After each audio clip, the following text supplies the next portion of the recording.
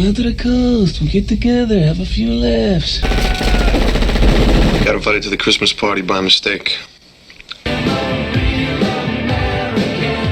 Hey everyone, welcome back to the Film Archives.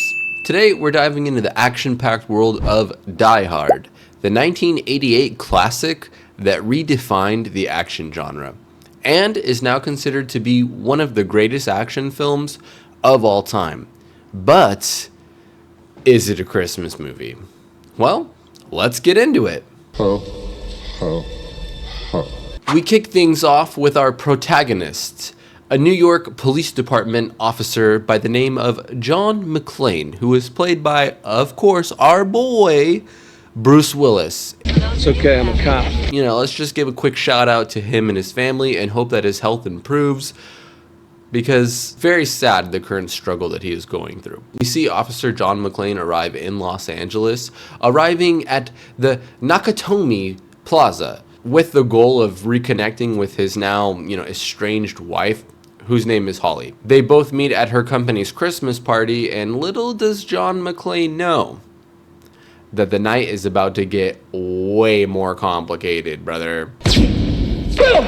2 points. John McClane is driven to the building by his limo driver, whose name is Argyle, who ultimately decides to wait in the parking garage for John McClane. As John McClane meets Holly, his estranged wife, and decides to freshen up in the building, we see that the building is actually taken over by a terrorist by the name of Hans Gruber, who is a German extremist and basically a thief.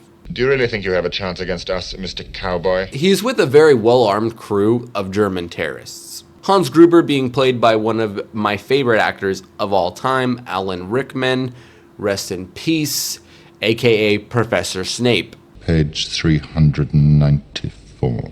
We see that everyone inside is taken hostage aside from John McClane and his limo driver Argyle, who is still waiting in the parking garage. John McClane manages to slip away while his limo driver Argyle remains completely unaware and more or less just completely oblivious to the events that are unfolding inside the building. Hans Gruber's overall plan is to actually break into the vault at the building and steal $640 million Yeah, boy. from the vault that is inside the tower. A bit later, we see Hans Gruber actually fail to get the vault's access code from the executive of the company, whose name is Joseph Tagagi, and he just brutally kills him on the spot. It's pretty gnarly stuff, quite nar, I'm not gonna lie. Just shoots him in the head, kills him, guy's dead, it's not good. And then he orders his hacker, because pretty much every action movie has that hacker type guy, whose name is Theo, to break the code and break into the vault. Pretty epic stuff. We just gotta give a quick shout out to AlanRickman for his portrayal of Hans Gruber. He brings a suave, yet very menacing presence to the role, and it provides some real, Black Ops 6 type shit, you know what I'm saying? It's straight up unhinged, bro. Sick. Spent a weekend at a combat ranch. John McClane manages to escape the initial chaos. Meanwhile, everyone else in the tower is taken hostage, aside from himself and, of course, his limo driver. We see John McClane start to navigate the building shoeless throughout the whole movie because, he was just trying to chill and kick back, maybe do a little shore shower in the bathroom.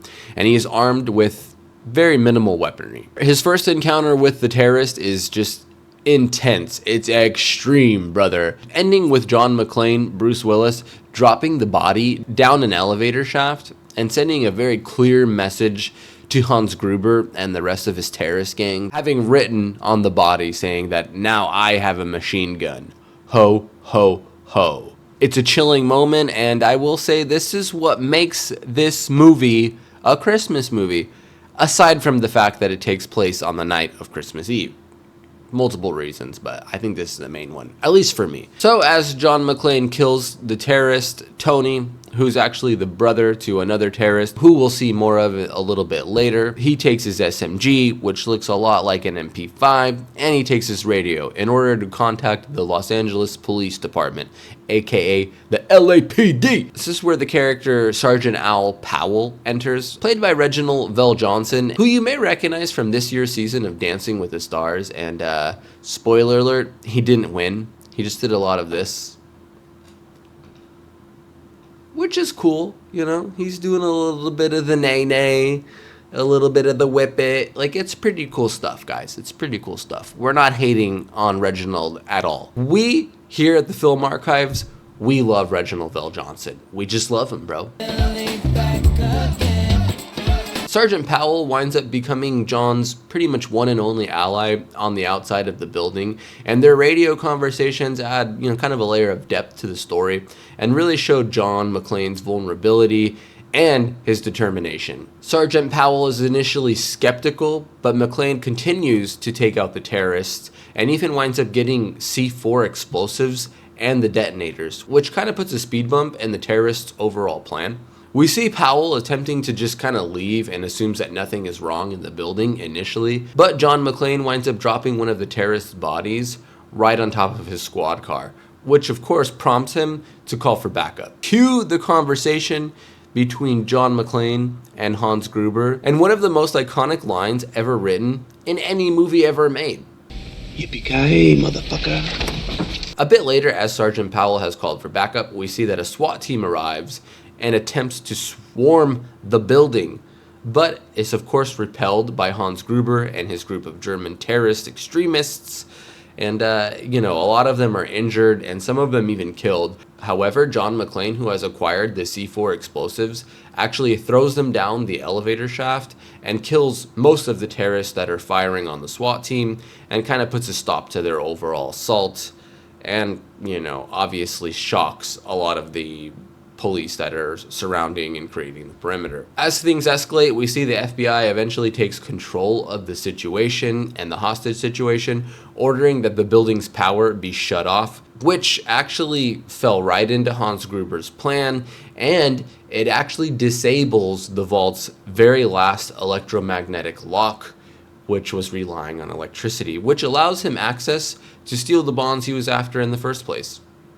It's not good. It's not good. The FBI made contact with Gruber, AlanRickman, the best actor of all time, and the FBI listens to his demands. They demand that they want helicopters and they want to be escorted to LAX. The FBI agrees to Hans Gruber's demands. They actually plan to use gunships instead of helicopters and want to just kill all the terrorists, and are kind of predicting and accepting that maybe 20 to 25% of the hostages will die.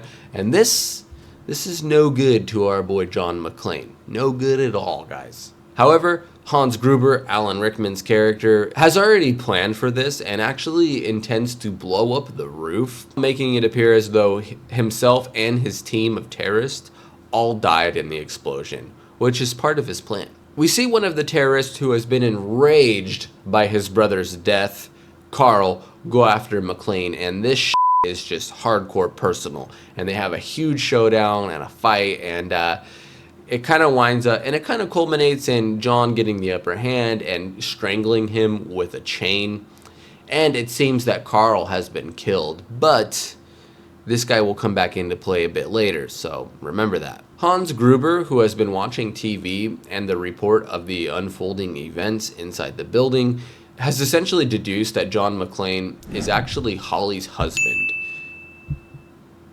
Of course, it only took him an hour and 50 minutes into the movie to realize that the woman he was talking to the entire time is, the main protagonist's wife.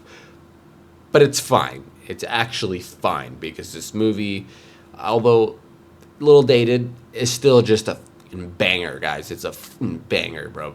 So Hans Gruber decides to move all of the hostages to the roof, aside from John McClane's wife, Holly, who he personally decides to kidnap and, kind of hold as his own personal hostage. Just as Hans Gruber is about to detonate the explosives on the roof, we see John McClane, our hero, our cowboy, arrive just in time to save all of the hostages and kind of drive them into safety. However, the FBI helicopters are still destroyed, which is like, rest in peace, FBI agents and their helicopters. Like, pretty sad stuff.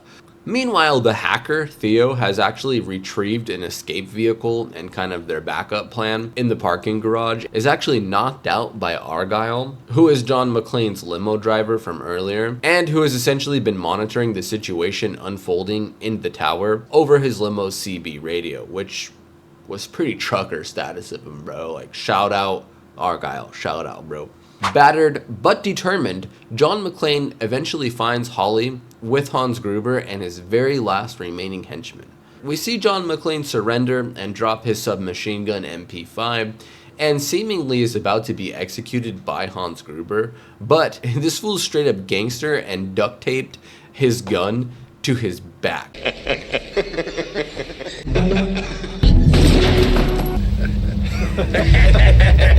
With his last 2 bullets hits Hans Gruber and kills his final henchman, which is just, bruh, like, so good, bro, so good.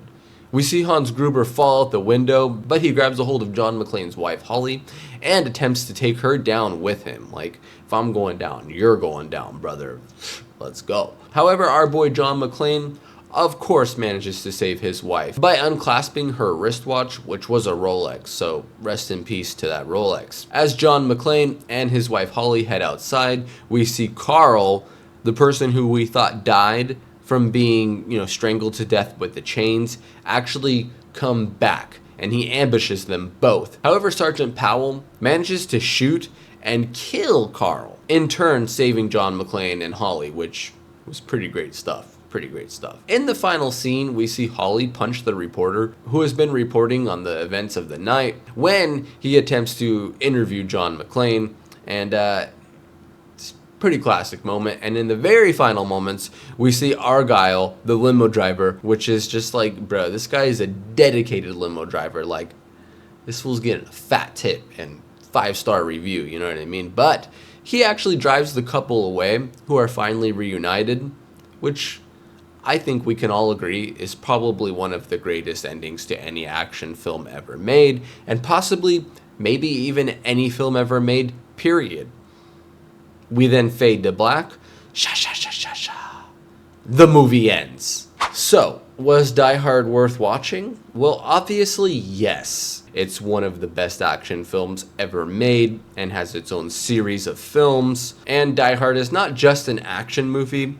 It's a story about survival, heroism, and even a little bit of redemption. And of course, it solidified Bruce Willis as an action star. And let's be honest, we all owe a lot to Bruce Willis. Like, he's a Hollywood legend. So if you haven't seen this movie, you legitimately owe it to yourself to watch this movie. It's a bit long, but it doesn't feel that way because it's entertaining from the very start to the very end of the movie. The acting performances are top notch. Yes, of course, it is a bit dated and some of it didn't age super well, but overall, this movie still holds up very good. But overall, this movie still really holds up. Alright, that about wraps up this breakdown. If you enjoyed the video, don't forget to drop a like on it, comment, and subscribe for more movie breakdown stuff just like this one. I upload new videos every single week. I just want to give a quick shout out to everybody who has subscribed to the channel so far. Honestly, your support means the world to me. You guys have really helped me grow this channel, and I only hope to continue to do so in the future. Thank you all so much for watching. Much love, and I will see you in the next one. Bye!